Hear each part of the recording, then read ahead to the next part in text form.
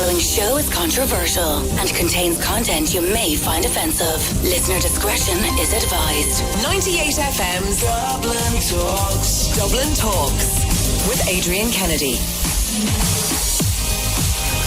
Good morning, it's 98 FM's Dublin Talks. My name is Jeremy Dixon and I'm with you until midday today with Wednesday's edition of Dublin Talks. Hope you're all in good form. 22nd of May. May is nearly over. My God, where has May gone? Really has gone fast. We have a lot of stuff to get through between now and midday today on the show. But first of all, the ways to contact us. These are the ways you can contact us because your contributions to this show is what makes the show. And I say this regularly on the show, but your feedback and your opinions on the different things we talk about, these are what make the show. So here are the ways that you can contact us over the next 2 hours if you hear something that you have an interest in or you have an opinion on. Text or WhatsApp us 087 798 98 98, 087 798 98 98, or call us on 6797 981, 6797 981. Now, coming up on the first hour of today's show, in a moment we'll be crossing to the Central Criminal Court for an update on the Anna Kriegel murder trial, and we'll be going to our courts reporter Frank Graney with some updates because there's a lot has happened in the last 48 hours, and he will be bringing that to us in the court case that really has captured the fascination of the public. Following that, we'll be we're going to the polls on Friday, as I'm sure many of you are aware, and forgetting about the local elections and the European elections for a moment, one of the things that we'll be asked to vote on is whether or not we want to change the current laws regarding divorce. Now, as you know, or maybe you not know, we have what's sort of referred to as a cooling off period in Irish law, whereas you can't get a quickie divorce. And if you want an official divorce from your partner, if the marriage breaks down, you have to be living apart for 4 out of the past 5 years. Well, we'll be talking to people from both sides of the argument. We'll be hearing from a woman who believes that we should vote no, that, bringing in a shorter cooling off period, it is bad and it would lead to more divorces. And we'll be calling for someone who wants a change to the legislation and the constitution. So we'll be hearing from both sides of the argument, but we also want to hear from you as well this morning on the show about how you feel about the upcoming divorce referendum and whether or not you believe the time should be shortened, whether we should have like a 2-year cooling off period, or is that too short? And just before 11, on a lighter note, do you live in a posh house? And how do you know that your house is posh? Well, it's been revealed today. The things that you will find in a posh person's house and how you know that your own house is actually posh. And I have to say, I was looking at this article and going by it, I think I live in quite a posh house. There's a lot of things that are in my house that you would consider posh. I remember years ago when we were in school, there was a young fella in our class and he had a utility room in his house. And this was years ago, before all houses had them. And we always thought it was very posh that he had a separate room for his washing machine and his dishwasher and all that. And we thought that was very posh. Everybody has that now. Anyway, all that and lots more besides. It's 98 FM's Dublin Talks. This is 98 FM's Dublin Talks. Call 6797 981. Now, to start off the show, I want to go to the Central Criminal Court and 98 FM's court reporter Frank Graney, who is there at the moment reporting on the Anna Kriegel murder trial. Now, of course, this has been going on for the last couple of weeks. It's expected to go on till mid-June. And, every day brings us different details of this case. Frank joins us on the line. You're very welcome along to 98 FM's Dublin Talks, Frank. Thanks. Good morning, Jeremy. Now, there's been quite a lot of developments in the last couple of days in this case. We spoke last week about Boy A's arrest and Garda questioning, but the prosecution's attention has now turned to his co-accused, Boy B, and the jury has been watching recorded videos of his Garda interview. Can you tell us a little bit about that? That's right. Well, we heard that Boy B was arrested on the same day that his co-accused was arrested, May 24th of last year. That was 1 week after Anna Kriegel's body was found in a derelict farmhouse in Lucan. She'd been missing for 3 days at that stage. And during one of Boy B's cautioned interviews, he was asked to outline his movements and his memory of what happened on the day that Anna went missing.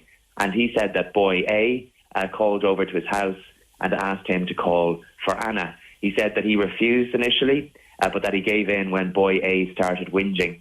And when he later asked him, when Gardaí later asked him why boy A hadn't called to the house, he said that his guess was that he was shy or that he didn't want to be seen in public with her. And he said to Gardaí that he asked boy A why he wanted him to call for Anna, and that boy A had replied, relationship issues. And one of the detectives asked him during his interview what he meant by that, and he told them that he meant she had a crush on him and he wanted her to know that he didn't want to be in a relationship with her. He told them that she had asked boy A out the year before and that he'd turned her down. He told him about calling to Anna's house in Leixlip. When she came to the door, he said he told her that boy A wanted to talk to her, and she asked, really? And he said that her face lit up. He told them that he'd arranged to meet boy A in a nearby park, and he said that as they walked to that park, they did so in silence initially, but then they started chatting about various things. He said that Anna showed him a photograph on her phone of her tied to a chair and blindfolded. He described it as a scary photo, and she told him that one of her ex-boyfriends did it, and she said that she hadn't shown it to anyone else, and he told Gardaí that he didn't know why she had shown it to him that day. And what happened when they met boy A in the park then? When they met boy A, boy B said that he seemed surprised to see him. He said that he dropped back to allow them walk on ahead. He said he was essentially just tagging along, but he wanted to give them space to talk. He said that boy A was dressed all in black. He was wearing black army boots. He had a backpack and black gloves on. And he was asked by Gardaí if boy A was a goth, and he replied, no, he's more strange. He said he left them a short time later. He said he went back the way he came. He said he stopped at some changing rooms for a few minutes. He had a drink of water and sat down for a few minutes. And he said that he saw Anna as he was leaving the park, and that he went up to her and said hi, but that she didn't say anything. So he walked on to give her some space. And he said that when he looked back, he noticed that she was gone. He said he went straight home at that point and started doing his homework. He said that was around 6 p.m. on May 14th of last year. Now, when he was asked specifically about Anna Kriegel, and he described her as a weirdo, and he was asked what he meant by that, what was his response? That's right. He described her, when he was asked about Anna Kriegel, he described her as more mature and developed than other girls. He said that she was much taller, and that's evidence that her mother, Geraldine Kriegel, has already given to the jurors. At the start of the trial, she described her daughter as very tall. She adopted her from Russia when she was 2.5 years of age. She brought her home to Ireland to live with her and her husband, Patrick, and she described her as a typical Siberian. She was very tall for her age. And the boy said that she wasn't very popular. He described her as a weirdo. He said she was different. He described her as slutty. And when asked specifically what he meant by that, he said it looked like she wanted people to look at her by the clothes that she was wearing. He said she dyed her hair, she wore too much makeup. He also described her as lonely and sad. He also described boy A as weird. How did that come about, Frank? He was asked about his friends during one of these recorded interviews, and the jury has seen these recorded interviews in full. The videos are being played in full in court over the past few days. And he was asked about his friends, and he listed boy A among them. But he said he wasn't really his friend anymore since what happened. He also spoke about some falling out over a set of keys. And he did describe him as weird. He said he's not a rational thinker. And he also accused him of lying. This is in relation to a witness statement that he gave to Gardaí when Anna was still being treated as a missing person.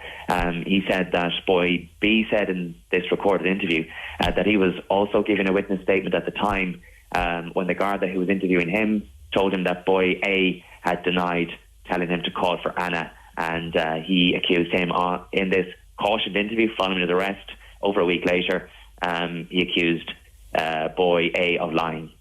Finally, Frank, the Anna Kriegel murder trial is obviously, it's captured the imagination of the public. How long more is it expected to last?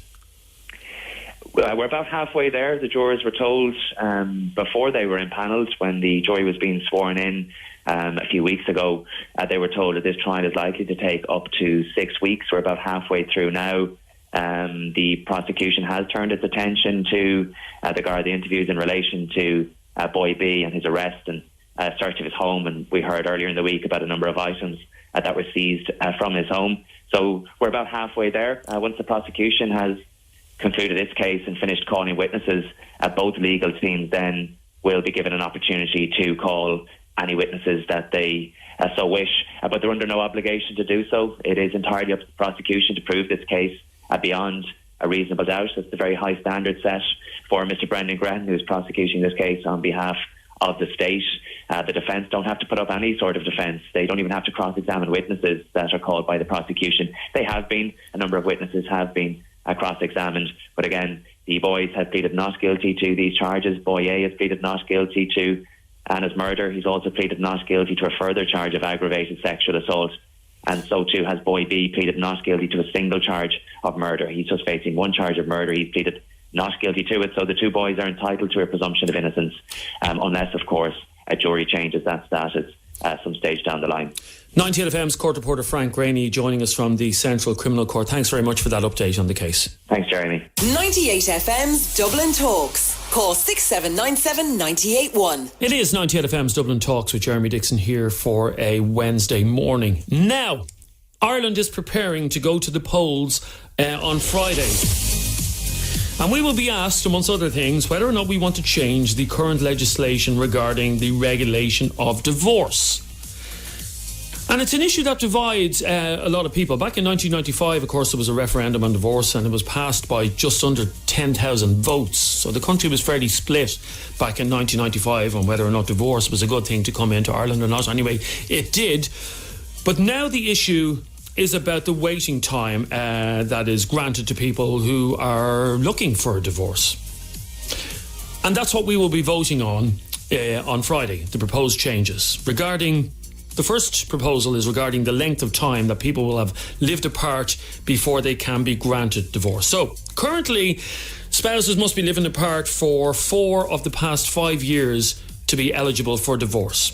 And we are being asked whether or not we want to remove that or not. Now, from talking to people on the show in the past who are separated and are waiting for a divorce, one of the things that they say is that the long waiting time in which to get a divorce is quite restrictive and that they can't move on in their lives. So picture a couple, Tom and Anne.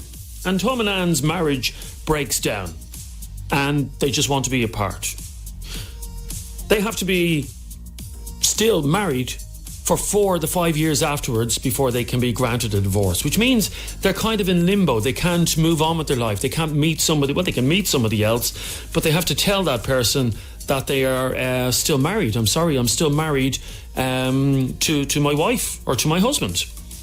So we decided to get both sides of the argument on the show today, but I also want to hear from you on 6797 981, or you can text or WhatsApp your comments to 0877 98 98 98.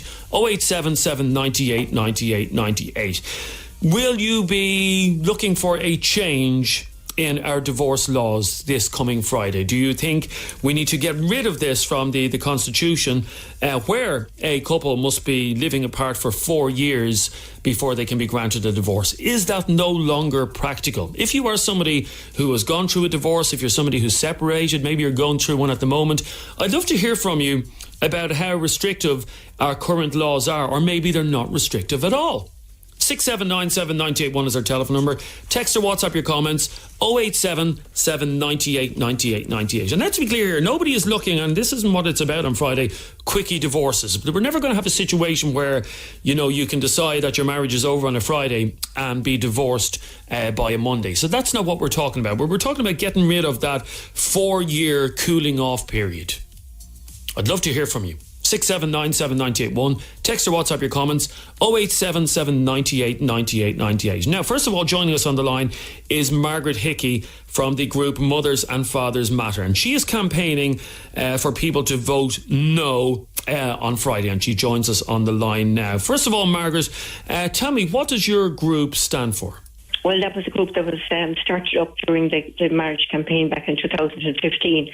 And it just made the argument for the importance of a mother and father in the life of a child. Why are you asking for people to vote no in Friday's referendum? I'm asking people to vote no because I think any liberalisation, from all the evidence I've seen it from my own observation of marriage and family life, I think any liberalisation of divorce leads to a further weakening of family, with great detrimental impact on the lives of children, of the social order itself. As I say, I believe lawyers have led this debate, and I think because of that, the focus has been very much away from children. I would like to say that this term family lawyer is a misnomer.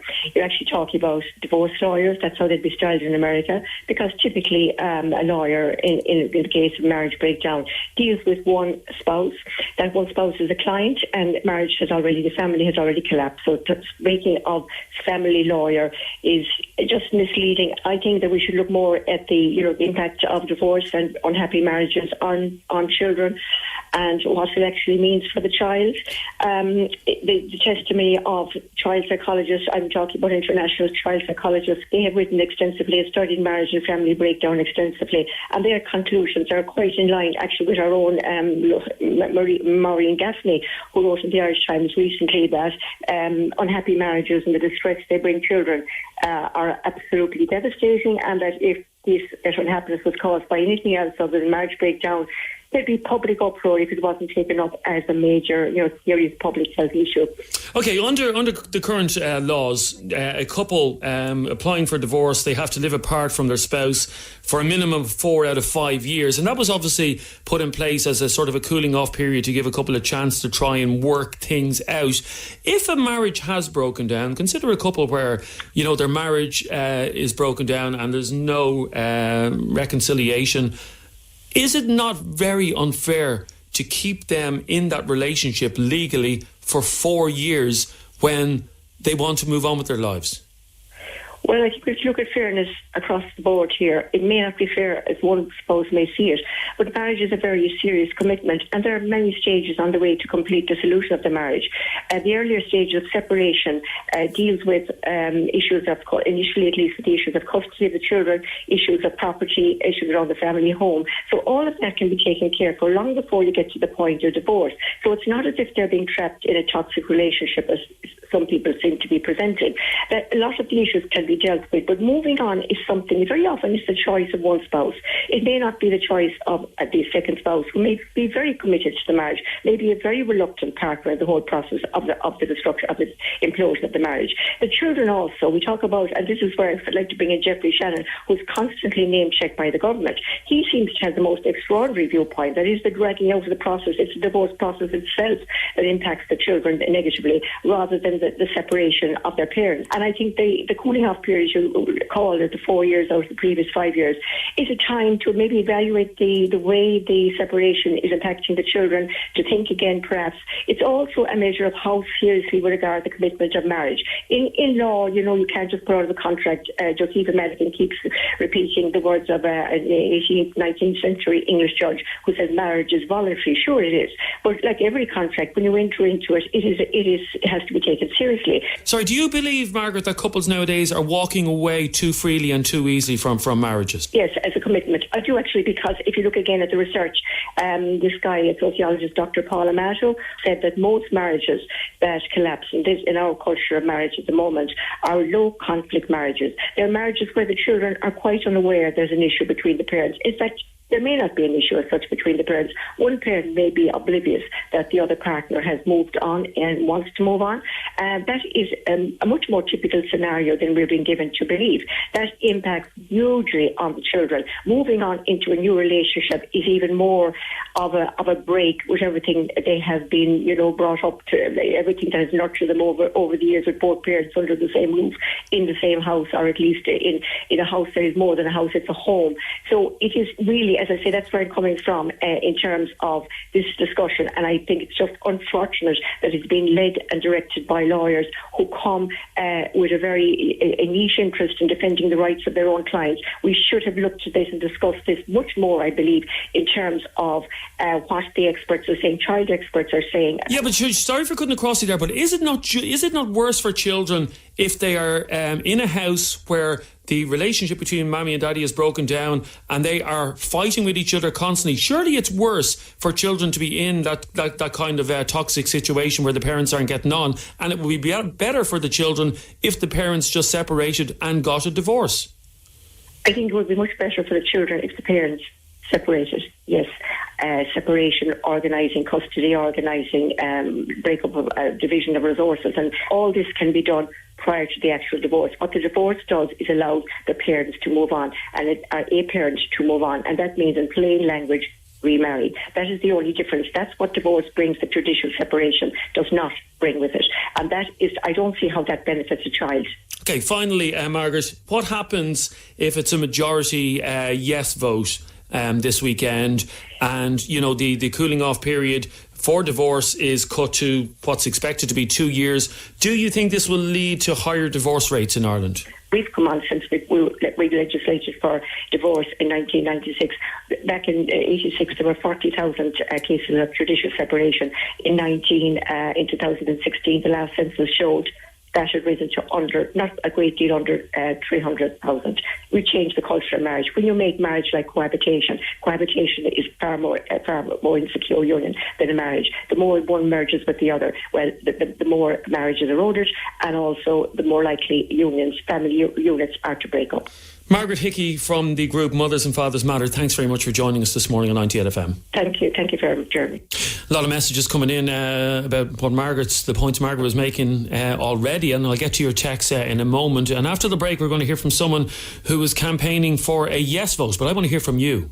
Text or WhatsApp us 0877 98 98 98. The lines are open to you now. 98 FM's Dublin Talks with Des Kelly Interiors. For all the latest trends in carpets, vinyls and wood flooring. Des Kelly Interiors, where quality flooring costs less. 98 FM.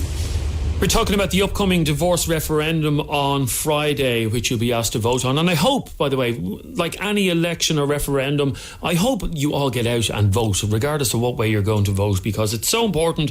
It's something Adrian bangs on about quite a bit as well, and I agree with him, is that, we're lucky to live in a country, democracy, where your vote does actually count. And, if half the people who moan about stuff on Facebook and social media actually got to a polling booth when there's an election or referendum, it would actually make a big difference. So do try and get out and vote on Friday, regardless of how you feel in the general or in the local elections, the European elections, and in particular the divorce referendum, which we're talking about at the moment. Now, before the break, we were talking to Margaret, who's campaigning for a no vote. So we decided to get someone on for balance who was advocating for a yes vote. And there's a lot of comments coming in about this, by the way, and a lot of people very annoyed. I'd like to hear from you. Text or WhatsApp your comments 0877 98 98 98. 0877 98 98 98. Do we need to cut the 4-year waiting period that we have for couples who are seeking a divorce? Love to get your opinions on that. Joining us on the line is Dr. Louise Crowley, who's a senior lecturer in family law at University College Cork. And you're very welcome along to the show, Louise. Thanks, Jeremy. Louise, why do you think people should vote yes in Friday's referendum? Jeremy, I feel quite strongly that people should vote yes on Friday. In 1995, we finally introduced divorce, allowing people to recognise through the law the breakdown of their relationship and to have a framework to allow them to do so in a way that would provide for everybody, but equally give them an opportunity to I suppose, re-establish their lives, perhaps formalise second relationships and protect their children and their former spouses through the law. And so on Friday, what we're trying to do is simply to make that right more accessible for people, to make it real, that to recognise that their breakdown didn't start on the day they issued the divorce proceedings, but rather it's probably been going on for a long time. And by continuing the laws that we have, we're simply perpetuating the upset, the sadness and the trauma that's associated with marital breakdown. From speaking to couples in the past on this show who've gone through this, they found the 4-year cooling off period, as it's commonly known, they found it quite restrictive in that they couldn't move on with their lives. They felt in limbo for those 4 years, and there was no reconciliation possible with the relationship, and they wanted to move on. and they found that 4 years just not practical. Is that what you would say, that it's too long of a cooling off period? Yeah, I mean, you actually nailed it there, Jeremy, because you can't issue proceedings until there's an acceptance that there's no prospect of reconciliation. So at the point of issuing proceedings, that's not only acknowledged by the two spouses, but actually the law demands it. So at that moment, we see that there's no prospect of reconciliation. So there is no benefit to the 4 years. So it's almost like a period of punishment whereby you need to endure those added 4 years for no one's benefit, as far as I can see, except perhaps some sort of abstract moral, perhaps older view, that more traditional view when we didn't have divorce, that you had to stick it out. But I think that we've matured as a society and recognise that sticking out a bad relationship, whether it's simply that you don't get on anymore or perhaps there's violence involved, whatever the circumstances might be, but sticking it out, there's no legal reason for it, and certainly there's no beneficial reason for it. What do you make of the arguments of the No campaign? In fact, just before you came on air, we were talking to someone from the No side who was saying that it would lead to more divorces and weaken the institution of family in Ireland. And this lady, Margaret Hickey, who we spoke to, she spoke a lot about children and children being damaged by divorce. What would you say to that? Okay, well, on the first point about weakening marriage, I mean, we heard this back in 1995 when we had the divorce referendum in itself, the idea that it would weaken marriage. Divorce is a remedy that's sought when a marriage is not only weak, but actually it's broken and dead. And so the idea that you could get a divorce and that might entice you to leave your marriage, well, for me, it just doesn't make any sense. Divorce is there to deal with the fallout of the relationship breakdown. And thankfully, the stats can back that up. Ireland remains by far the lowest country for divorce in Europe. So beyond the EU and the geographical broader spread of Europe, 0.6% of every 1,000. I mean, that's an incredibly low stat when you compare it both with Europe and indeed internationally. And so the avalanche that was the fear-mongering that went on in 95 that suggested this very point, that it would lead to,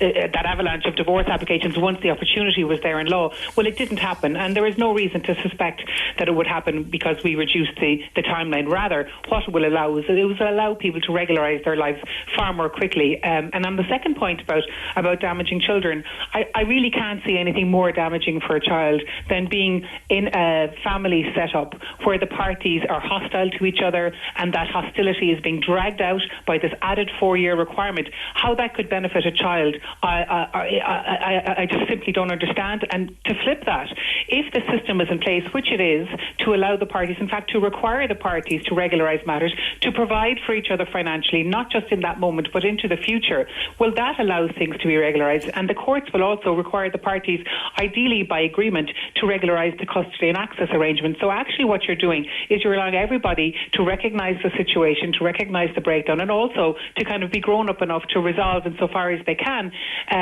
the access and custody arrangements, and the court will require them to do that before they grant the divorce decree. So actually it's a structure and a framework in my mind that works very positively to empower the parties, recognising the breakup and to do what's best for their children. So this fear that we could have if the yes vote is brought in after the referendum, this notion that we could have quickie divorces and that it will become like America, where you can get married on a Friday, get divorced on a Monday, and that we're going to have people having multiple marriages and having 4 divorces in the space of their lifetime. That's scaremongering, according to you. Absolutely scaremongering. I mean, the same arguments were made in 95. It didn't transpire. You still need to wait 2 years, and that's 2 years of living apart, which typically follows long after the relationship has broken down. Divorce is never quick, and certainly 2 years remains still on the very longer end when you compare it with other jurisdictions. And I don't see this as a slippery slope. I mean, you must remember our Constitution also has a provision which requires the state to protect the family based on marriage. So that hasn't gone away. So any reduction in the law brought in by the legislature must ensure that it complies with this coexisting obligation to protect the family based on marriage. So I would be quite confident that if, some of the suggestion is that if we give the power to the legislature, they could do anything in 5 years' time. Well, they can't do anything because they operate within our broader legal framework, which requires respect to the family based on marriage. So as I see it, any lessening of the timeline will always have to be cognizant of that coexisting obligation. So quickie divorces are nonsense. You ask any family law practitioner, no divorce is quick. It takes time, it takes reflection, and the courts, you must remember, must always approve the arrangement arrangements. You cannot agree a divorce. You cannot agree with your partner the terms of the divorce. The court has the final say, and the court must be satisfied that it's appropriate in the circumstances. And now, of course, the best interest of the children must also be considered. So, this is not a rogue piece of legislation that might be introduced, and certainly does not allow for a slippery slope as is being suggested. It's going to be a 2-year timeline. That's still a significant period of time. So I think we'll still be working within the realms of a conservative divorce regime that recognises the needs and rights of all the parties, and including the marital family and its ongoing importance in Irish society. Dr. Louise Crowley, Senior Lecturer in Family Law at UCC, thanks very much for joining us on 90 LFM.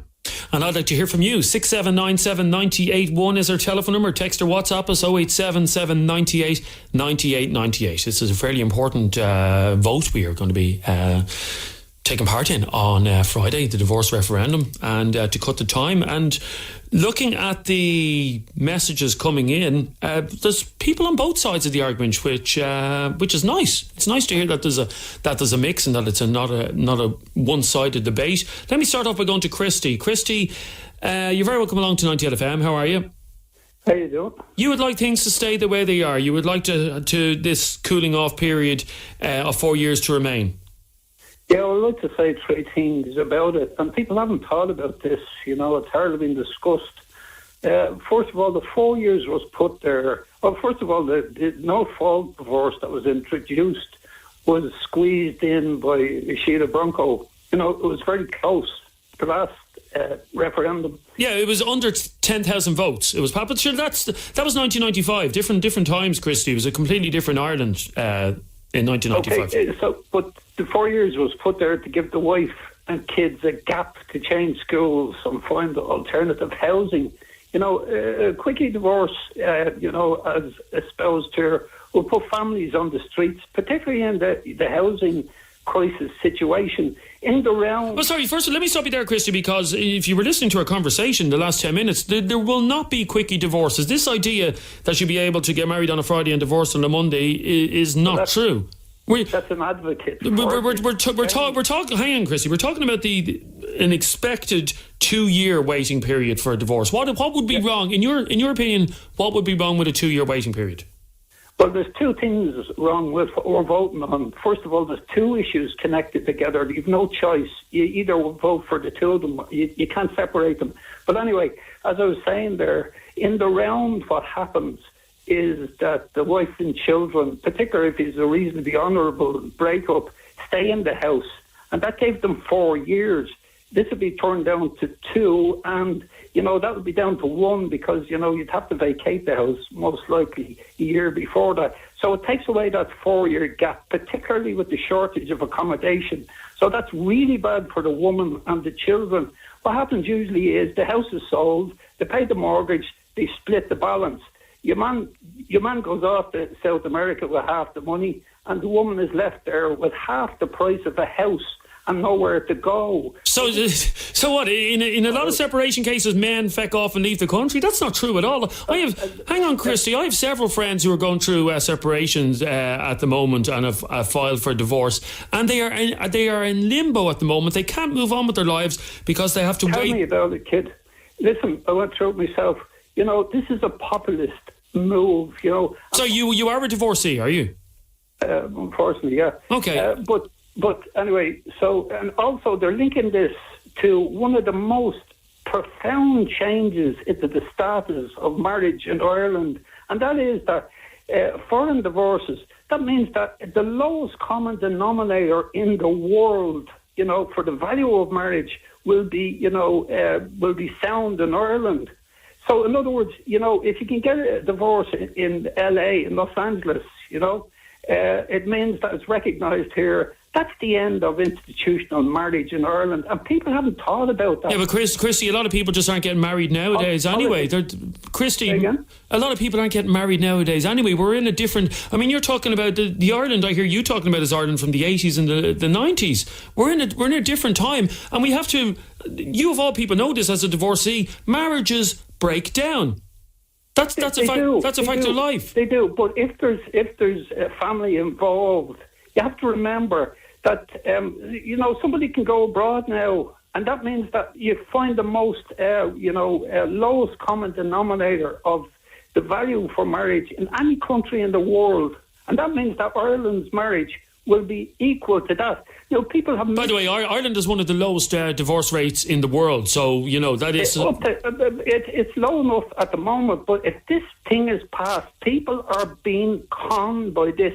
Okay, stay there for a second there, Christy, please. 6797981 is our telephone number. He's made his feelings quite clear. He's going to vote no. He thinks things should be kept the way they are. Let me go to Ballyfermers and Liz. Liz, you disagree with Christy's points? Yeah, I've always thought the 4-year deal was ridiculous anyway. I think 2 years is grand. And my issue was with the first caller that started after campaigning for the no, when she was talking about Margaret Hickey, yeah. Yeah, and kids involved. I don't see how forcing people to stay together is any better for children. Like, to me, a toxic relationship is not just a relationship that there's abuse in. A toxic relationship can come about because two people just don't love each other anymore and are forced to stay together because of the circumstances in this crazy country, where, like, with the length of time it takes to get divorced as it is. My issue with the question is that it's a two-part question that can only be answered one way. I don't like the idea of the foreign divorce because I don't understand. I know, unfortunately... It seems like a contradiction to me. Yeah, there are obviously two things that you're voting on, and it's just one question. That's why we decided to focus on the cooling off period, so as not to confuse you. But you think it's going to the only people that are hurt from waiting 4 years are the children. It can, coming across from the way, as you said, that Lady Margaret was talking, that because of the family unit, we should leave it as it is now. But I think leaving it that can be just as toxic for a child. Well, let me put that to Christy. Sorry, you wanted to come back in there, Christy. Go ahead. Yeah, well, actually, you see, this is another move, like in the abortion referendum. It's witchcraft politics. People are talking about witchcraft politics. What they're trying to pull a fast one on is, if you make Irish marriage equal to the lowest value status of marriage in any other foreign country in the world, it means that the value the Irish people have put into marriage, it just drops to the lowest Sorry, stop going on about lowest common denominator, Christy. Hang on. Even vote on it. Christy, if a relationship breaks down, and there's something I do agree with you that I believe a lot of couples nowadays don't try hard enough to make a relationship work. But in a situation where, as Liz was saying, they just can't stand each other, they hate each other, they can't stand the sight of each other, maybe he cheated, maybe she had an affair, whatever the case may be, where there's no chance of reconciliation here. You want to put them through the heartache of having to stay married to that person that they can't stand for 4 more years. Not necessarily living with them, and that's only some. They're still married, regardless of whether or not they're living together. They are still married. They are still husband and wife. Why would I want to be still married to my wife if she went and had an affair on me? Well, usually the man moves out, the wife and children stay in the house. Answer that question, Christy. Answer that question for me. If my wife, God forbid, listen to me for a second. If my wife, God forbid, had an affair on me tomorrow, and I found out she'd been having an affair for the last 2 years, why would I want to stay married to her for the next 4 years? Well, first of all, to answer it simply, we have divorce. We have no fault divorce. So you're not answering my question. Answer my question. I'm trying to answer it. No, you're not answering. You're going off on a tangent here. Why should I have to stay married to my wife for 4 years if she's had an affair on me? But listen, that's a loaded emotional question. And I'm asking you for an answer on it. Because I think it's a relevant question to what we're voting for. You have no children, you want to get divorced. You can get no fault divorce. Okay, stay there for a second, Christy. Maybe you'll have the answer after the break. David and Pauline as well will come to you. 67979 981 is our telephone number. Text or WhatsApp your comments to 0877 98 98 98. You can also send a WhatsApp voice note to that number. 0877 98 98 98. And maybe Christy might have the answer for me after the break. 98 FM's Dublin Talks with Des Kelly Interiors. For all the latest trends in carpets, vinyls and wood flooring. Des Kelly Interiors, where quality flooring costs less. 98 FM. It's 98 FM's Dublin Talks with Jeremy Dixon here for a Wednesday, and we're talking about the upcoming divorce referendum. And at the start of the show, we were explaining to you what you're actually voting on in the referendum. We also heard from both sides. We do believe in balance here, despite your text message, which I'll read out in a second. Yes, I do want to have a balanced conversation about it, and I'm asking for opinions from both sides. And we are not giving preferential airtime to either side. So if you feel either way, you can ring in. That's what a phone-in show is all about. Let me read out a couple of your text messages before I go to some more calls. I'm a gay man who was with my partner for 7 years before we had a civil partnership. After 1 year, my partner decided it wasn't for him, and that's fine. I was obviously devastated. Financially, we had to live together for 1 year after we broke up. 1 year apart, and then 4 years again living together, waiting for a divorce. This was so soul-destroying and dangerous for my mental health. Says that person who wants to remain anonymous. Lauren says, my parents separated when I was small. They never divorced, and luckily they're still great friends. But because they separated, I have absolutely no memories of ever hearing my parents argue. Never heard raised voices. And because they separated, I had a great childhood with parents that did what was best for me and my sister. If they had stayed together, I don't think my memories would be the same. And that is an issue. That is an issue as well because, and I have several friends who are going through breakups and divorces at the moment. And sometimes it is the solicitors. I've seen some of the letters that solicitors send to people who are going through separation and divorces, and they are toxic. These letters are toxic, and I think sometimes it can be the legal profession that can sort of stir the pot when it comes to this. In an ideal situation, when a couple break up, it would be amicable, and you'd agree on everything.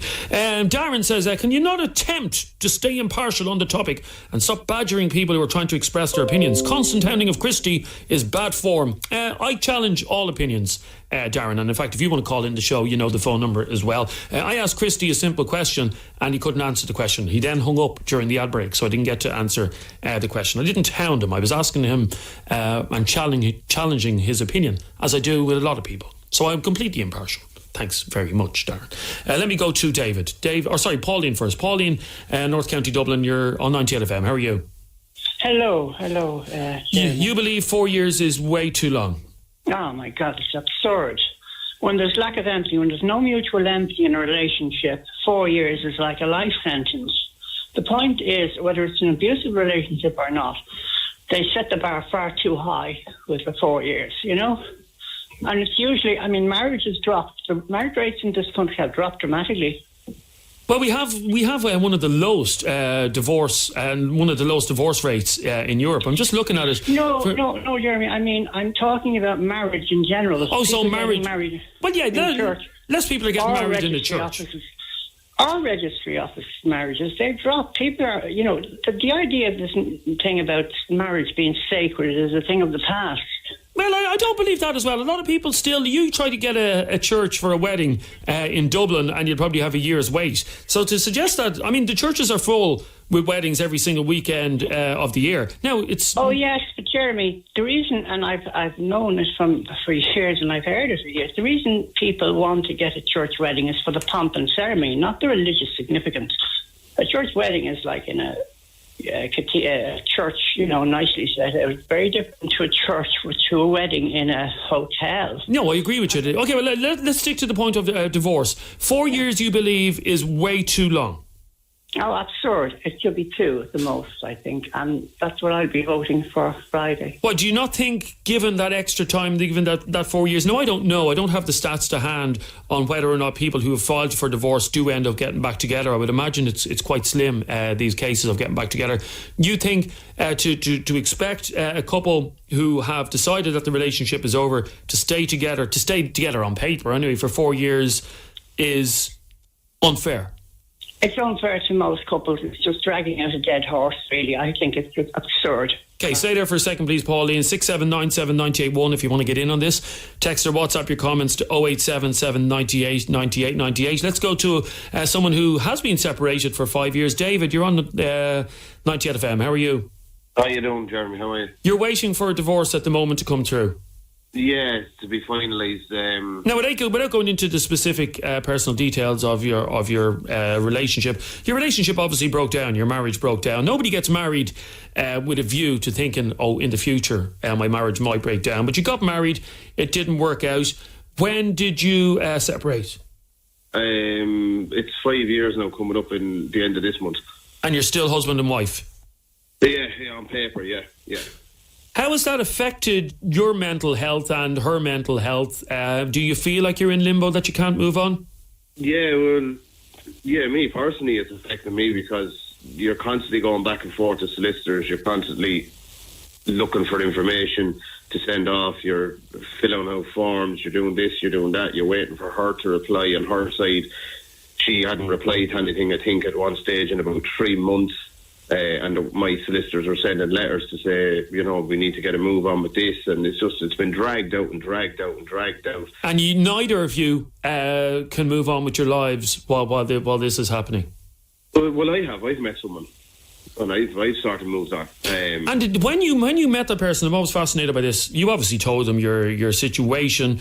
How were they with finding out that you're still married and that you will be still married for several more years? It takes its toll on it. The odd time it comes up in conversations if you have a little tiff or something, and maybe when you get a letter and you're trying to fill out more forms or something, they're kind of like, oh, it's more forms. Oh, when is this going to end? And it's like, is it not at the end? How long is it going on now? And then it just kind of, it puts a bit of strain on. It must feel like a lifetime for both of you, to be honest with you. And I'm sure she feels the same way as well. You think a 2-year cooling off period, waiting period would have been better for both parties? I think so. Yeah, I think it would be, because it wouldn't take as much of a toll on people, I think. You know what I mean? You get things just over and done with that much quicker. And like other people were saying, if it was that bit toxic, which mine kind of was, well, on her behalf anyway, it'll just kind of bring things to an end that bit quicker, you know what I mean? And you can kind of move on then and kind of just say, right, that's grand, it's over and done with now, and let's just move on and everything is over and done with now. But with like 5 years now, it's ridiculous. Like, and how many years are you living apart? 5 years. Oh, you are living apart 5 years. Yeah. So I would imagine it will come through by the end of this year, will it? I'm hoping. It's waiting on court dates and stuff like that. Like it could go into next year even. I don't know. Thanks very much for joining us on the line, David. I'm very sorry for cutting across you, but I'm way out of time. Let me read out this message. And it says, currently living in the same house in different bedrooms, which is what a lot of couples end up having to do because the marriage breaks down. You can't afford to move anywhere else. Anyway, I'm living in the same house in different bedrooms, but separated over a year. We're both good people, but not good together. A loveless marriage. Where parents begin to hate and resent each other is not a healthy environment for children. It is toxic beyond belief, says that person. Thank you very much for that text.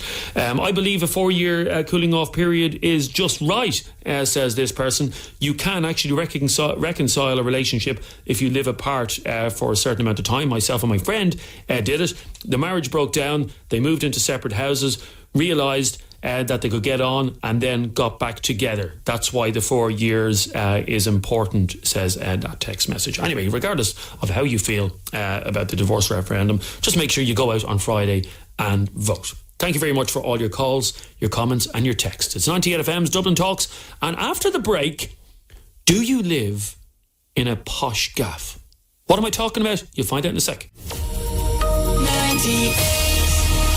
It's 98FM's Dublin Talks with Jeremy Dixon here for a Wednesday morning, and Georgie's here with the top stories. Thanks, Jeremy. Good morning. A man has been shot dead in Walshestown, Balbriggan. The incident happened after 11 p.m. last night. Gardaí are investigating whether the shooting is linked to ongoing criminal gang feuds. 2 men have been arrested following the discovery of a gun in Ballyfermot last night. The search of a house was part of an intelligence-led operation targeting organised crime in the capital. The men aged 47 and 52 are being held at Ballyfermot Garda Station. And plastic straws, stirrers and cotton buds are to be banned in England from next April to help cut pollution. The only exceptions will be for people who need them for medical or scientific reasons. Now you're up to date on 98. 98 FM's Dublin Talks with Adrian Kennedy. It's Jeremy Dixon here for this Wednesday morning, in for Adrian for Wednesday's edition of Dublin Talks. I hope you're enjoying the show. We're into the second hour of the show today. Our telephone number is 6797 981. You can text or WhatsApp your comments to 087 798 98 98. Huge reaction to that story about the divorce and the waiting times, and a lot of a lot of people very upset with some of the comments that were made. But again, I will say, regardless of your opinion on divorce and the waiting period, please make sure you go out and vote on Friday, and in, of course, the local elections and the European elections as well. Just interested to hear, just as a by-the-by, in the news there with Georgie, talking about more companies getting rid of the plastic straws, which I think is a great thing. I think plastic straws were ruining the sea, they were ruining the environment, but they need to develop better paper straws. Now, I know this is a bit of a first world problem, but if you have been in a venue lately that uses paper straws, if you leave the paper straw in the drink for long enough, it starts to just go soggy in the drink, and it's disgusting. I was in a very well-known fast food restaurant last week. Got a drink, put the paper straw in it, and I didn't drink the drink for about 10 minutes and then went to it, and the straw was all like yucky. So if you're developing paper straws, which is great for the environment, you need to make them a bit harder, okay? I don't like a soggy straw in my drink. That's my first world problem. Now, I have a question for you. Do you live in a posh gaff? If so, how do you know that your house is posh? This is an article out today, and I found it absolutely fascinating. Before I bring you the article, I want you to text or WhatsApp me now. Text or WhatsApp me now. What things would you likely to find, or are you likely to find, in a posh person's house? Have you something in your house that makes it posh? What type of things will you only ever see in a posh person's house? I know my cousin is quite posh, and in her house she has something that I don't think any other house in Dublin probably has, or maybe it does, maybe you have one in your gaff. She has in her house, and even as kids we always thought this was uber posh, she has a study. Now, what's a study, I hear you ask? Some of you may not know what a study is. There's me living in a house where I can't swing a cat. My cousin has a study, and this is a room, and you go into this room in her house, and it's very musty. You go in, it's like, lovely musty smell, and there's books. There's books all over the wall, encyclopedias, and bits of artefacts. It's like Indiana Jones's house, by the way, artefacts that she's collected from different countries, and it just smells. It smells of posh. So text or WhatsApp me now, 087 798 98 98. How do you know you are in a posh house, and what are the calling signs? What is the one thing that you will only ever find in a posh house? Text or WhatsApp us, 087 798 98 98, or call us on 6797 981, and you could win yourself cinema tickets if you happen to talk to me on the show. So here's what the article says. And I was taking some of the things here, and I actually found that my house is actually quite posh. Now, I'm as common as muck, and I don't live in a particularly posh area. I used to say it was a gated community, but it actually isn't. I have gates in my front garden, that's it. But there's no gate to stop the riffraff coming in. But two of the things that were mentioned in this article I actually have in my gaff. Now, one of them isn't too posh, but it says a liquid soap like Molten Brown. Now, I pride myself, when you go into my bathroom, if you're ever a guest in my house, you will find in my bathroom Molten Brown soap. Very expensive, very posh soap. None of your 99 Done soap in my bathroom. You will wash your hands with Molten Brown. And people often comment on us when they come to our house. Oh, Jeremy, you've Molten Brown in your house. The other thing that I pride myself on, in my living room, on the wall, I have some fine art. Well, it's not fine art. It's not by Leonardo da Vinci or anything like that. But about 10 years ago, I said, let's posh up the house a bit. And I went down to Merrion Square one Saturday afternoon, where all these artists line up, and bought a piece of art off one of them. And I can't remember how much it was at the time, but it's a lovely painting of the Grand Canal.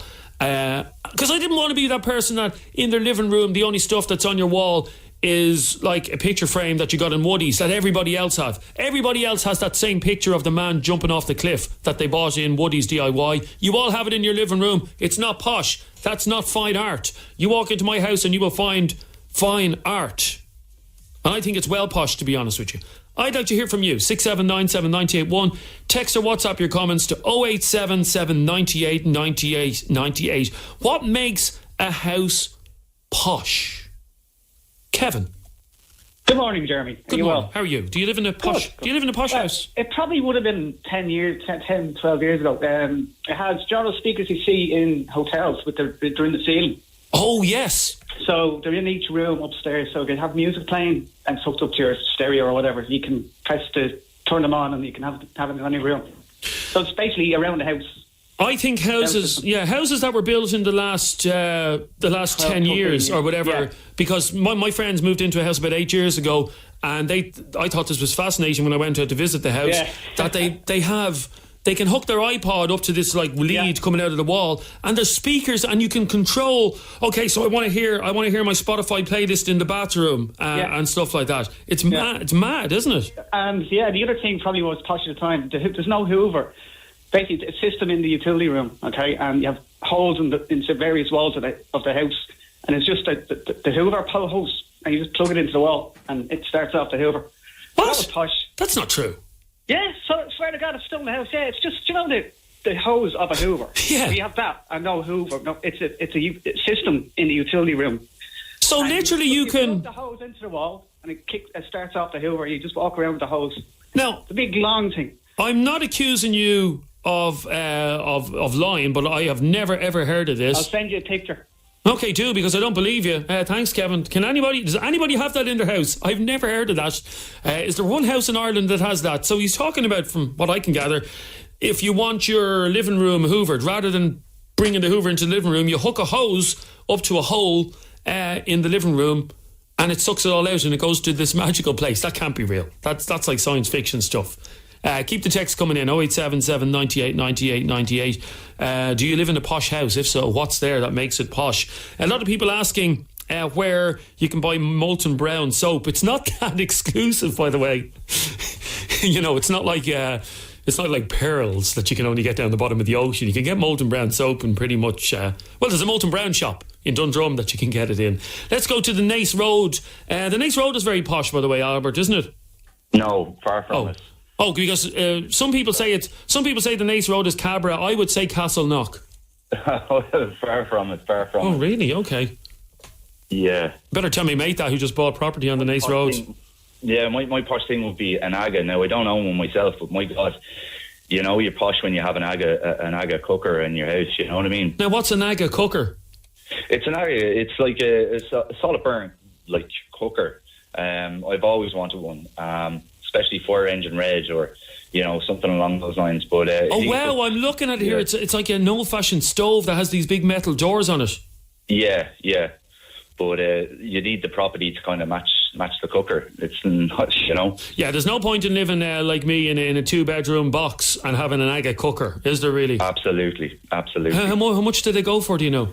I'm not 100% certain, but I know they're expensive. You know what I mean? Well, I'm looking at the website. You always know something's expensive when you look at the website and it doesn't have the price. No prices. It's like when you go into a really posh jeweller's and they don't have any of the prices of the jewellery, and you say, the reason they don't have the prices are, if you have to ask what the price is, you probably can't afford it. Absolutely. But I assume it cooks like any other cooker, does it? It does, but apparently that Christmas dinner doesn't taste the same unless it comes from an Aga, you know what I mean? You've never tasted Christmas dinner until Christmas dinner is cooked in an Aga. Really? Is that what the ad says or something like that? Well, not the ad, but I've heard from people, you've never tasted turkey until you've tasted it from an Aga. Would you stop? I had my Christmas dinner out of a microwave oven a couple of years ago and it was grand. It was grand. Thanks very much for your call. By the way, do you know anything about the this hole in the wall in a posh house where you can suck the dust out?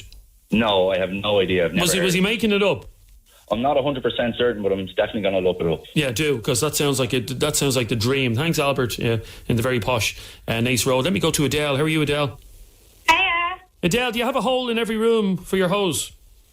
My auntie does. So it does exist? It does exist. Wow. Is it in She has it in her house. Is it new houses that it exists in? No, what they done was they bought a house and remodified it, and they put this idea into the house. But to make you laugh even more, she bought a Dyson. Okay, that's... Even though she has this. So it's literally a connection in each room in the house where you hook the hose up to, and where does all the dirt go then? It's like a big, huge cylinder that would be look like a boiler, and it's in our utility room, and all the dirt goes into this, and then they just open it up and empty it out. Now, is this the same relation that has a urinal in her bathroom? Yeah, she does. She has notions, that woman does. What's her first name? Don't give her a second name. What's her first name? Her name's Gloria. Gloria. Even that name alone is notions, isn't it? Oh, my name is Gloria. I have a Hoover in every room and I have a urinal in my bathroom. Why does she need a urinal? Is this like a urinal that you'd find in the Jacks, like in Copperface Jacks or something? It's on the wall. Yeah, it's on the wall. Would you stop? I'm not messing. And she even has a grandfather clock in her hallway. Oh, God. Gloria. And I know. why did she put a urinal in the bathroom? What was wrong with the old peeing in the toilet seat or in the toilet bowl? She said to make things easier for the boys. Oh my God. And the gas thing is, I presume Gloria doesn't even have a penis. She doesn't need the urinal. Oh! It's my uncle, and when my cousin comes up to her like her son.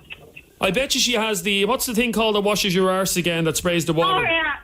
She had got one of them years ago, but she took it out because nobody was using it.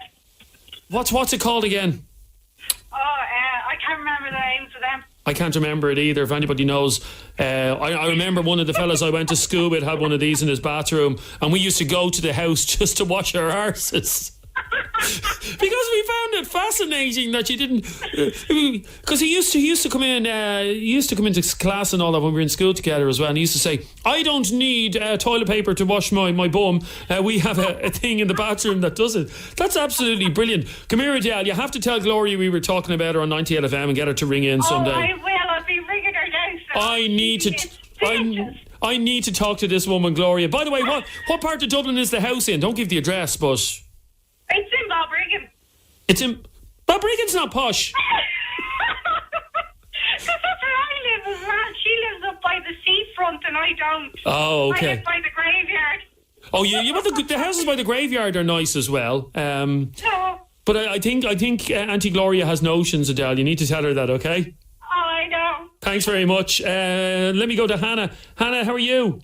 Hi, Jeremy, how are you? Now, you rented a house with this Hoover system in it, did you? I did, yeah. What's the thing called that you wash your arse with, by the way?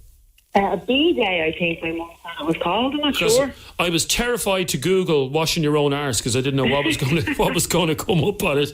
And what's it called? Yeah, I would too. It's a bidet, isn't it?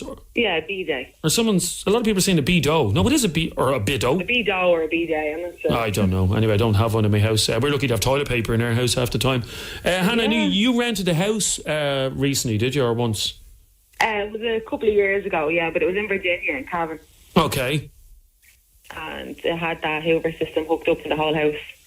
So every room of the house, the hall, the landing, just had a little hole in the corner of the wall. And you just basically hooked up the hose off the Hoover into it.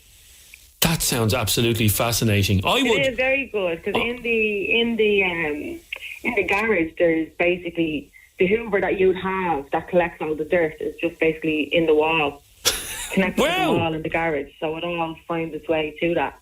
Oh my God! I would literally buy a house just for that feature alone. That and the speakers in the wall, I'd buy a house. I actually had the speakers in the wall as well. It was a smart house. It was a what? A smart house. I had like a little kind of, not an iPad, but I had a little screen that controlled my music, my lights, everything. So it's called a smart house. That is actually a thing. Is it a smart house? Yeah.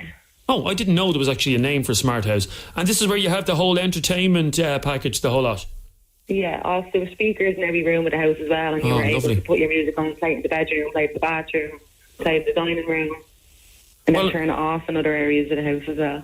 Actually, I'm after getting a message here from a person saying, and this is a person who knows me, who says, I was in your house recently, Jeremy, and you have a really posh light. Yes, Hannah, we pride ourselves. In our living room, we have one of those lights that you can operate with your mobile phone. Have you ever seen these? Oh, is that the Hive thing? Well, I have the app on my phone. Let me see what it's called. It's called Hive. I think it's called Hive. Well, mine's called Lifix, Lifx. And literally, I've never heard of that, but I've heard of the Hive because you're able to control your heating and your electricity and everything as well through the. I know the way we control the heating and the immersion in our house is my wife tells me to get up off my arse and turn it on. That's how we control it. But no, this is called Lifx. So you buy the bulb and you put it anywhere in the house, and then you download the app on your phone. And I can literally control the lights in my house from sitting here in the studio, 98 FM. That's how cool it is. That's actually very good. I never even knew that existed. Well, I knew highs. And as well, for those of you who like to get romantic, you can set different moods to it, okay, Hannah? So I don't know, do you have a partner in your life? I do. Okay, so supposing it's a Saturday night and you're doing a bit of Netflix and chill, yeah? Yeah. And your other half, the lights are really bright and they're not really in the mood, yeah? Yeah. Well, you can have a setting on this. I have a setting on it where you literally press a button and it says romance, and you press a button and the lights just go down to this dark romantic red colour. Now, look, my house ends up looking like the red light district in Amsterdam. So it does. Red probably isn't the right colour, but you can literally set the tone for romance in your house, which is, put it this way. I have a bulb somewhat like that now. It wouldn't be a bulb that you'd use for like everyday life, but I bought a bulb in Home Store and More, and it comes with a little control. And you're able to change all the colours, turn it into string light, turn it into different kind of lights. Ah, yeah, but that's just a you're not posh at all, Hannah. Get off the line. That's nothing posh about it at all. Okay. Thanks very much, Hannah. I can tell loads of people are going to go out and buy those romantic bulbs now after me talking about it. There's a system in my house as well that where you hook up the sound, and it's really, really, really posh, says that person. Let me read out a couple of your messages. I have a cuckoo clock in my house. Is that posh?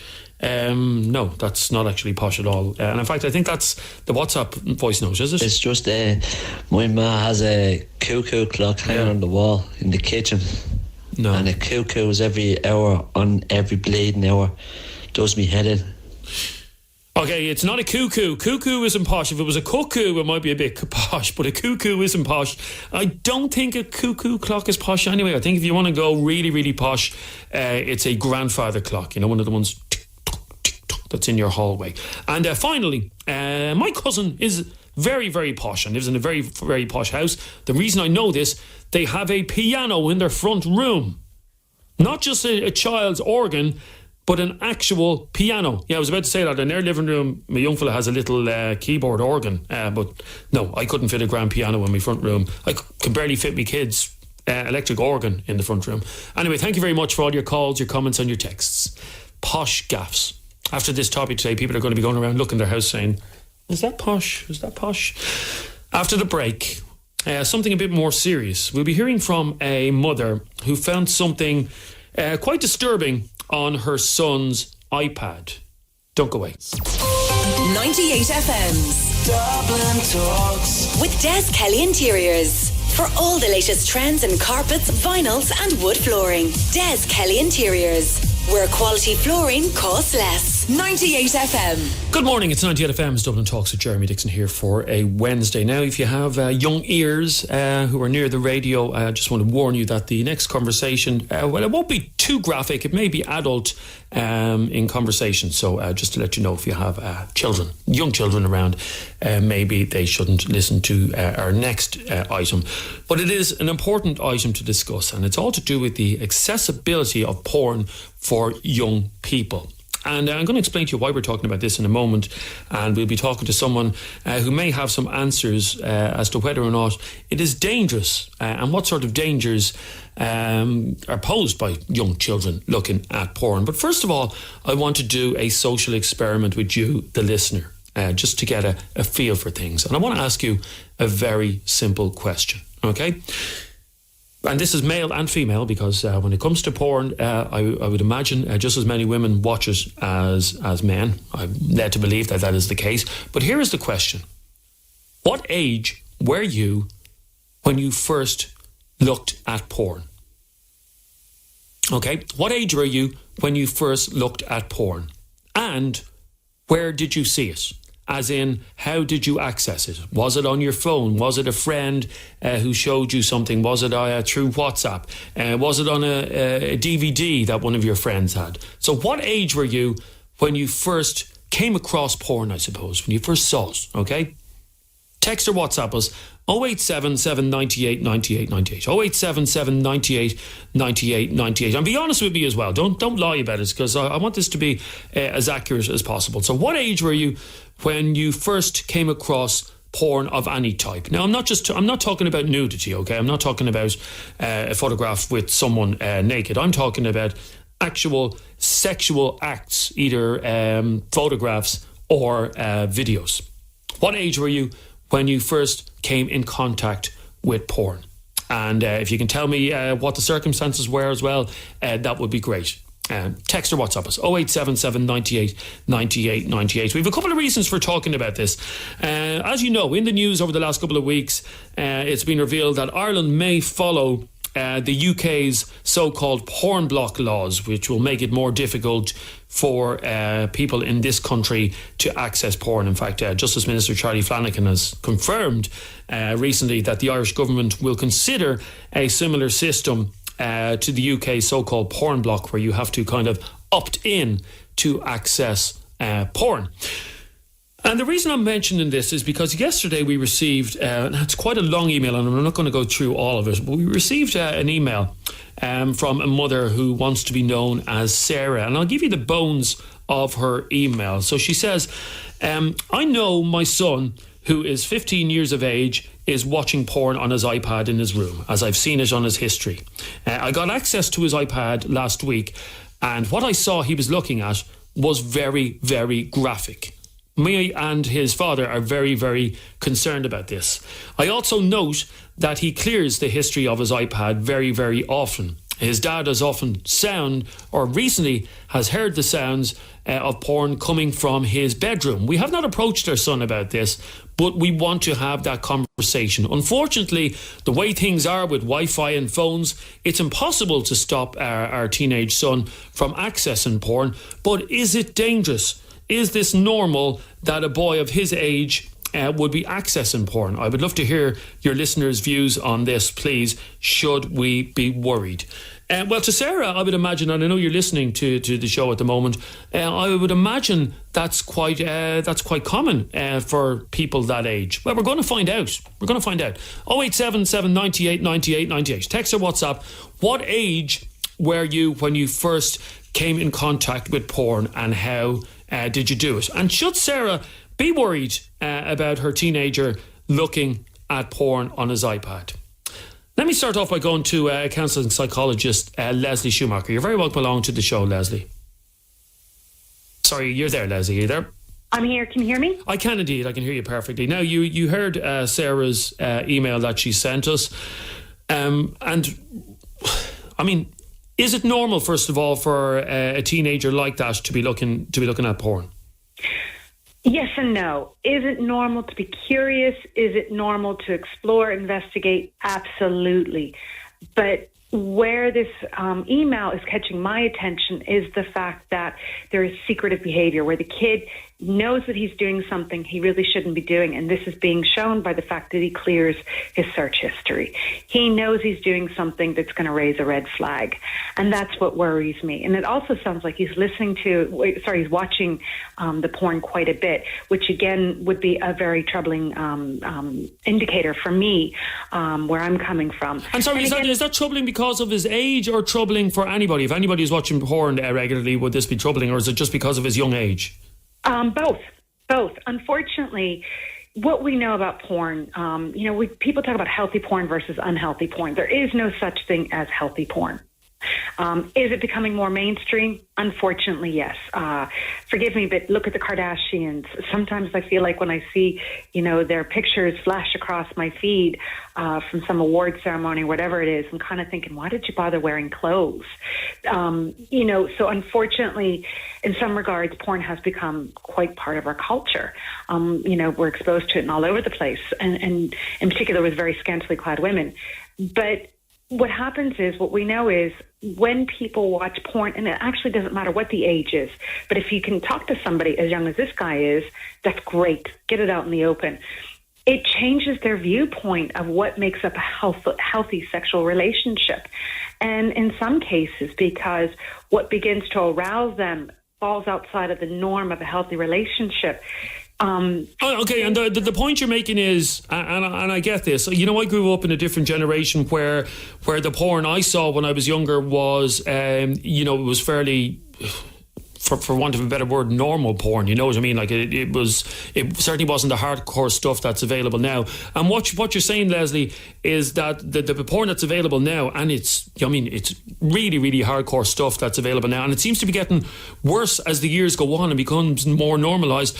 And what you're saying is that the acts that you see in a porn movie, these people are paid actors. You know, they are doing this stuff because this is the movie that they are making, and it sort of gives young fellas in particular, gives them unrealistic expectations of what a relationship should be, certainly from the physical side.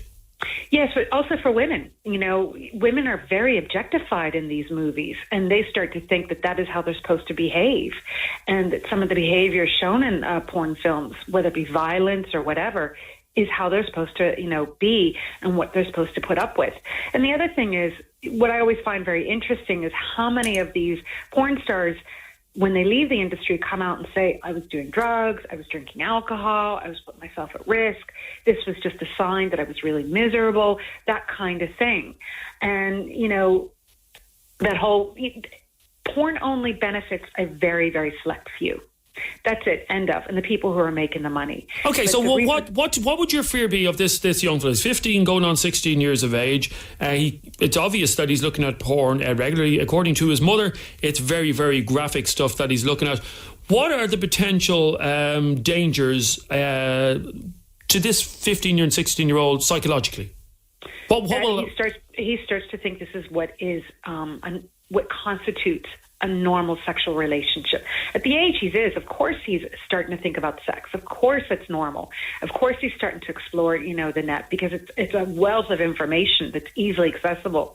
But what is worrying is it's 2-3 clicks away you can find porn. So one, I believe in the opt-in option, but two, for this young guy, he's at a really impressionable stage where he's trying to figure out what's normal, what isn't normal.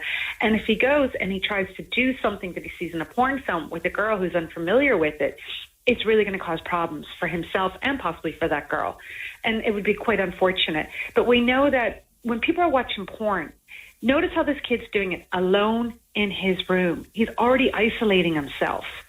And what happens is people start using porn as a way to change how they feel. So if you're feeling sad, if you're feeling lonely, if you're feeling bored, sure, I'll watch some porn, I'll feel really good.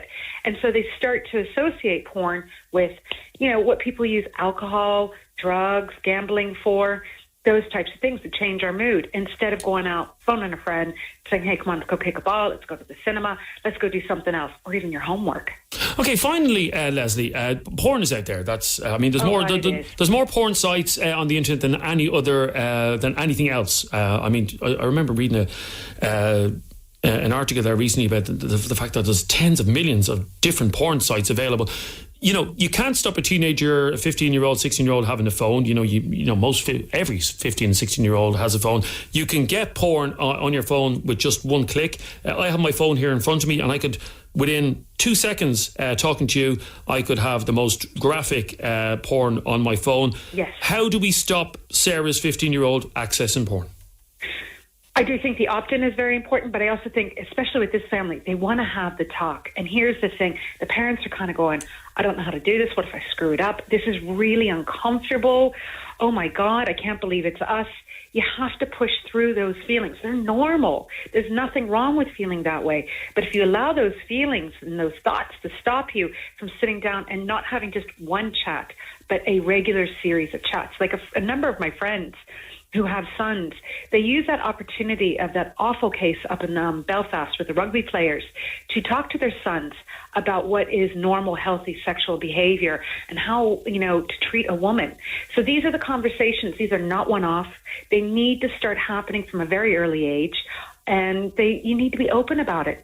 And it has to be, discussed, unfortunately, even though it's going to be really awkward for everybody in the room. I know, that's a conversation I certainly would like to have. Leslie Schumacher, thanks very much for joining us on 98FM's Dublin Talks. That's been a fascinating insight into, the dangers of porn, the dangers of watching porn, and, the way it can warp someone's view. I'd like to hear from you. 6797981. Text or WhatsApp your comments to 087 798 98 98. Let me go to Amy. Amy, how are you? Hi, hello, how are you doing? Now, you first came in contact with porn at the age of 11. Yeah. Oh my God, what were the circumstances? Well, when you're a kid, you're curious. I found the tape in my dad's underwear drawer. So I put it on. And sorry, these were videotapes, were they? They were videotapes. They're videotapes, and I'm 35 now. So back in the day, you had stories, and it was like 30 minutes video long, so just out of curiosity. So on the scale of things compared to what it is now, it was probably, it wasn't as hardcore as it would be now. No, it wasn't. No, there's the whole plot behind, Yeah, Girls okay. on the roller skates, whatever, and then she fell, and there's a guy there to help. But still, Amy, 11 years of age, you were an impressionable young child. You shouldn't have been subjected to that. Obviously, your father had it hidden. He didn't think you were going to be able to get at it. Did it affect you being exposed to porn at such a young age? No, not at all. Really? I think for the kind of thing I watched, no. But I think the kind of stuff available nowadays, it would make an effect in everyone. And have you children yourself? I do, yeah. And what age are they? They're 7 and 3. And I'm sure, like most of us parents, you're worried sick. Absolutely, yeah. And how are you going to prevent your 7-year-old? Because in another 4 years, he'll be the same age you were when you came in contact with porn. How are you going to stop him from accessing porn? I make sure that I know exactly what he's watching, he's not allowed to go in any websites or anything like that. He's not allowed to download anything. So I try to have control as much as I can, but they find ways to do stuff nowadays. So you have to be very aware. Kids are so clever. Yeah. Online. And at 11 years of age, I assume the video that you watched showed intercourse, did it? It did, yeah. It did. And you say that didn't affect you at the age of 11? No, not really. No, it was just curiosity. So I just thought it was funny.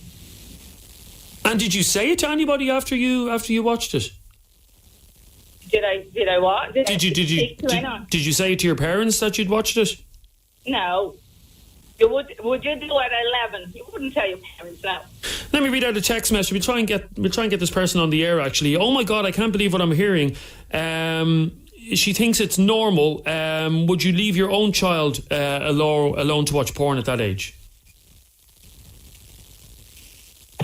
Amy? Sorry, say again. Your own son, when he's 11 years of age, you said it didn't affect you in any way watching that. Would you be happy to know that your own 11-year-old was looking at it? No, I wouldn't, no.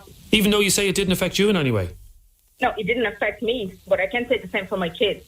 Okay, stay there for a second, please, Amy. 6797 981 is our telephone number. Keep the texts and WhatsApps coming in. 087 798 98 98. Let's have a listen to this WhatsApp voice note. Hi, Jeremy. Teenagers, are curious. No problem with that. But unfortunately, it's such free access now to porn that it's given them kind of a distorted view of maybe how women should be treated and what love is about and friendship and understanding and the word no. And I think that's the problem. And I also think, there's a case going on at the moment that we all know about. Yes, and in fact, I don't even go down that road. Don't even, and I know what you're getting at, but I don't even go down that road. Let me read out this message. I don't know how true this is. Oh my God, I was horrified. 2 weeks ago, I caught my 7-year-old son watching porn on YouTube. I didn't know YouTube had it on it. I'm sick to my stomach, and I've no idea how to approach the situation. Can somebody confirm that? I use YouTube on a daily basis. I've never come across anything of that nature on YouTube. Now, maybe I've just been lucky or unlucky, as the case may be. But do you find pornographic videos on YouTube? I certainly haven't. But if any has any experience of that, you can let me know. Let me go to Drogheda next. On Tony. How are you, Tony? Yeah, hello, how are you? Now, what do you want to say about this, Tony? I think it's all over the top. It's all over the top. I don't think. Sorry, I can't hear a word you're saying, Tony. Can you take me off speakerphone, please? All right.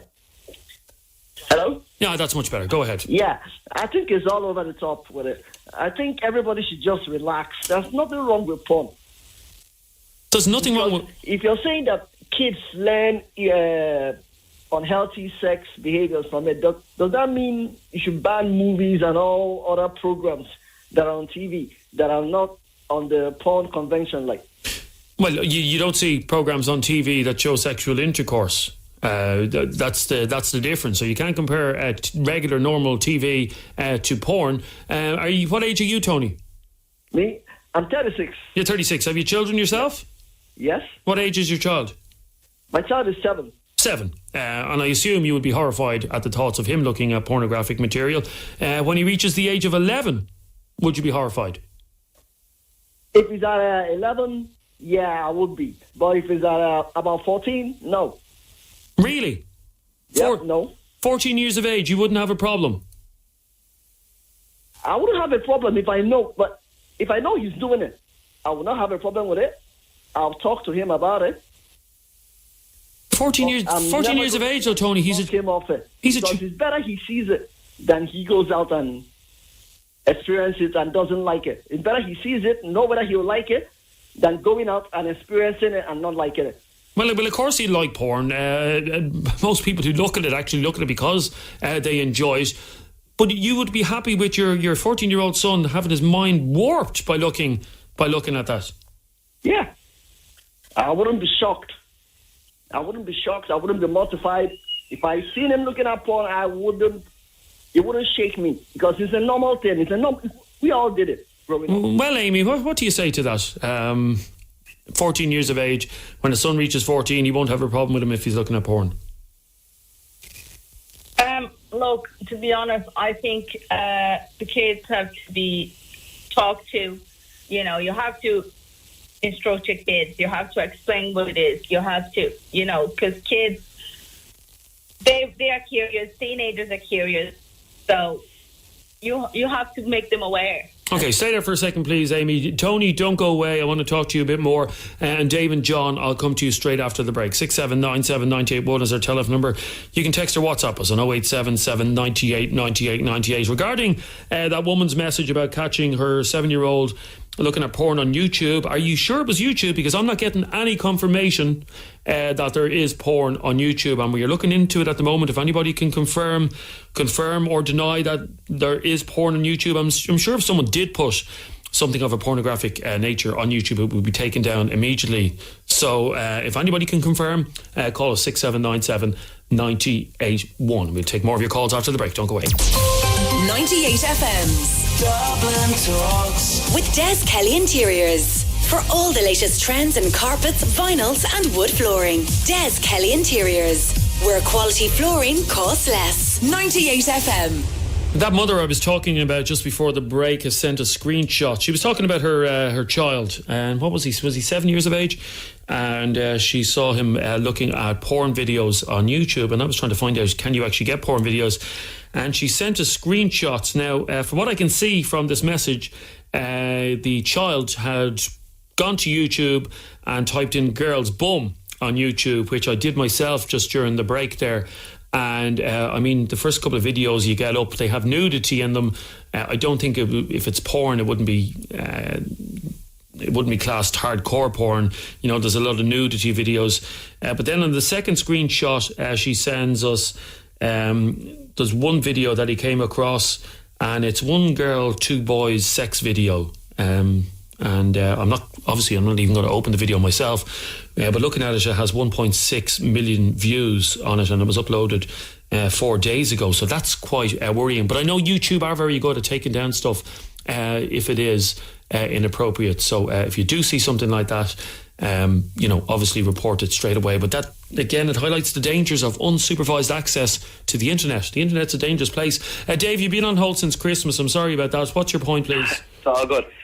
No, I don't think banning it is going to really make one shit of a difference. And I kind of think this whole porn thing is a wider symptom of how kids are getting sexualized younger and younger and younger nowadays.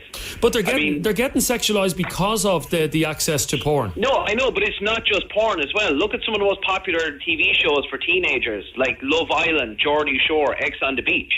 They're giving them just as unrealistic expectations about life as pornography is. Yeah, and I do believe porn is incredibly damaging for kids, especially when they're at the age where their brain doesn't understand what they're seeing in front of them. Do you know, but go past any teenage disco when it's on. Do you know what I mean? They didn't dress like that when I was going to teenage discos. It's a wider symptom of what we're seeing nowadays. And porn definitely is one of the biggest things. And actually, while I have you, just let parents out there know, the web browser on a PS4 works perfectly with Pornhub. So really? You might just, it works absolutely perfectly. The Xbox One, the browser is a bit of a pain in the arse to use, so I don't think it works, but it's actually integrated perfectly, and it works completely seamlessly with the operating system on a PS4. So if you have a PS4, and don't give out the website again, because I don't want, if there's younger people listening, sorry. to know. No, I mean, everybody knows that website exists. But you're saying you can access one of the most, probably the best known porn video streaming service. Through your PS4, yeah. So could a child be up in his bedroom once the PS4 has internet access? Could he easily access that porn website then? Very, very easily, yeah. And even if we see, this is like how easy it is to actually, you don't have to go looking for this stuff. Like I was using the browser on my PlayStation to watch movies, and I was getting porn site pop-ups coming up on it. Do you know, and I have like parental restrictions on the PlayStation, but these were just popping up on the browser. So sorry, even with a parental restriction, you were still getting pop-ups? They were still popping up, yeah, to cam sites and stuff like that. That's what do you expect as well when you see so many parents give their kids like a smartphone at the age of 9 or 10? What do you expect? Stay there for a second, please, Dave. That's what unsupervised internet access does. I'd like to hear from you. Call us 6797 981 or text or WhatsApp 0877 98 98 98. Let me go to a mother of 2 children. Maria, you have a 9 and 11-year-old, is that right? Yep, I do. And what they found porn on YouTube, have they? When they were 7, yeah, kind of like not. I don't think it's again the hardcore porn. I agree with you totally. YouTube is good at taking them down as soon as they pop up, kind of a thing. But I did have. Like my first reaction would have been like, "Oh my God, you're banned! Come here, all your devices quickly!" Like I was absolutely shocked to death at the first time when one of them came running to me, said like blaming the other, saying like, "Oh look, mommy, like he is watching this or that on YouTube," and I was just freaked. Like the other mother there said that she doesn't know how to react. That was me in the beginning, and then I put all that child protection on internet, YouTube, all of them, like until my son. I didn't keep it on long because you see when they get older, their devices change as well. Okay, so you're sorry for cutting across. You're 11-year-old, yeah? No, they were younger then. Oh, sorry. Now. What age? They were about 7, 8. Okay, so your child's 11 now. Yes. And now he's 11. What have you put in place to prevent or to stop your 11-year-old accessing porn? Now I have nothing in place, and I think if he would search those things, I would catch him again because they're still not smart enough to avoid, me and the sister doesn't like both of them. They kind of like to tell on each other. So if one of them would do it, I would know it. Okay, and do they have do they have unsupervised internet access? Now, yes. They do. Yeah. Now I've kind of taken it off because they have not crossed over any lines right now. But I have I had the same question. Kind of, I asked from one of my friends, what do you do when your son? Because I'm not capable of talking about. Things. I'm not very open, and I'm kind of scared, and I wouldn't know where to start talking about this to my son or teaching him the, Now, do they use a PS4? No, we don't have PS4. Okay, thank God for that. We don't have access for the full just that website there. And as I said, if they would see something inappropriate, I'm sure I would know about that. But what I did is I got a book for my son that's meant for teenagers, kind of like explaining about your body and stuff. That was the only the educational part that I could. Oh, so rather than sitting down with him, you gave him a book, was it? Yes, I gave him a book because I don't know where to start. I know. Where do you start? That's the problem.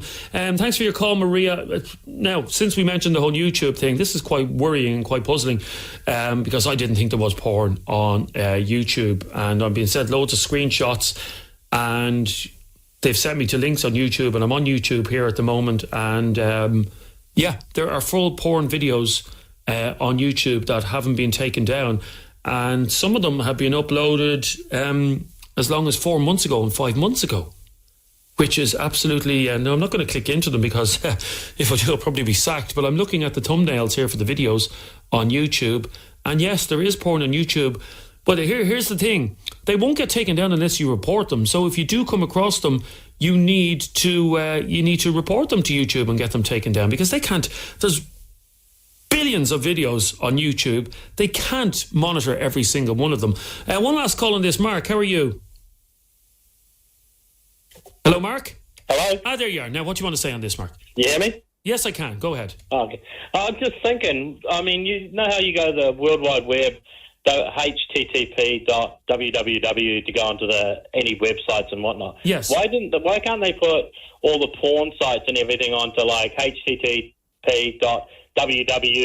or www.p or something like that, so that if you wanted to go into that, you'd have to put that into your web browser to go to even access those things?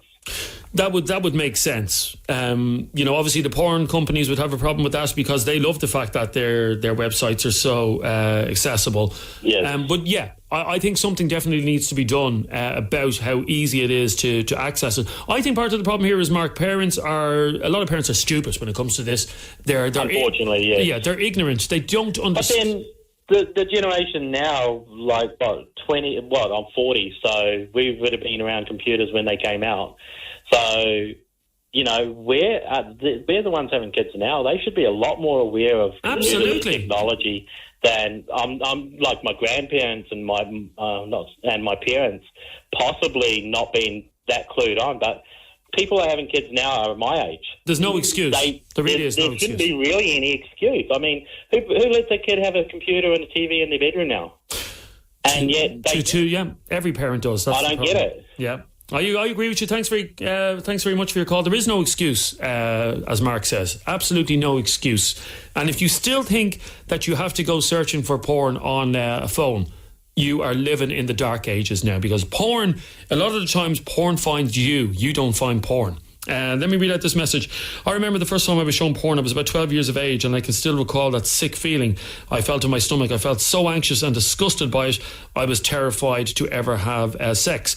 Another text. I don't want to ring in case the family recognise me, but I checked my 14-year-old's phone, and he has lots of videos girls are sending him of very intimate and explicit acts.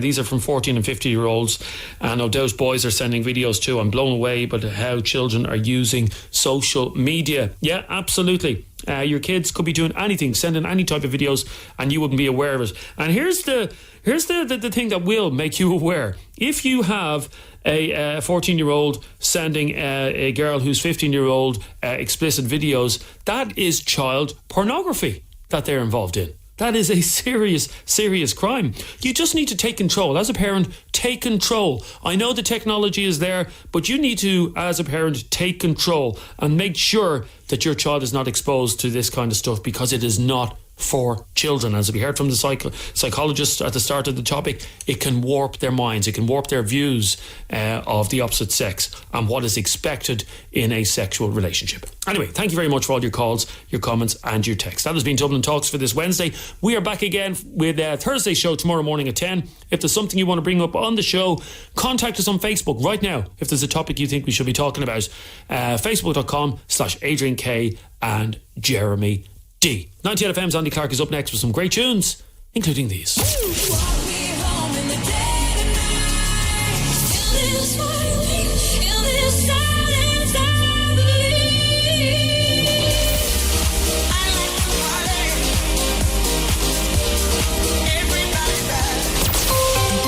FM's Dublin Talks with Des Kelly Interiors. For all the latest trends in carpets, vinyls and wood flooring. Des Kelly Interiors, where quality flooring costs less. 98 FM.